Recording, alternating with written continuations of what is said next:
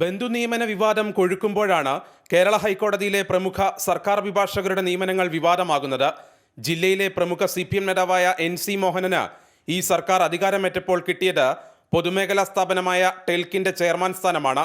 ഭർത്താവ് ടെൽക്കിന്റെ chairman പദമേറിയപ്പോൾ NC മോഹനന്റെ ഭാര്യയെ ഹൈക്കോടതിയിലെ മുതിർന്ന സർക്കാർ അഭിഭാഷകയായി നിയമിക്കുകയും ചെയ്തു. മോഹനന്റെ ഭാര്യ അഡ്വക്കേറ്റ് രേഖയ്ക്കാണ് പിണറായി സർക്കാർ ഹൈക്കോടതിയിലെ സീനിയർ ഗവൺമെന്റ് പ്ലീഡറായി നിയമനം നൽകിയത്.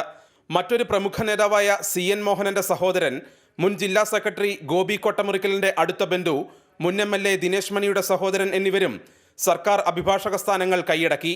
മുഖ്യമന്ത്രി പിണറായി വിജയന്റെ ഭാര്യ സഹോദരിയുടെ പുത്രൻ, DYFI എറണാകുളം ജില്ലാ സെക്രട്ടറിയുടെ ഭാര്യ, CPM നേതാവ് കോലിയങ്കോട് കൃഷ്ണൻ നായരുടെ സഹോദരി പുത്രൻ തുടങ്ങി നിരവധി പേരാണ് ഹൈക്കോടതിയിലെ സർക്കാർ അഭിഭാഷക സ്ഥാനങ്ങളിൽ നിയമനം നേടിയത്.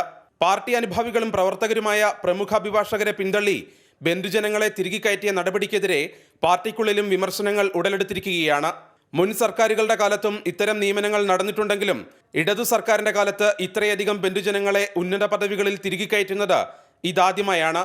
റിബിൻ രാജു, മാതൃഭൂമി ന്യൂസ്, കൊച്ചി.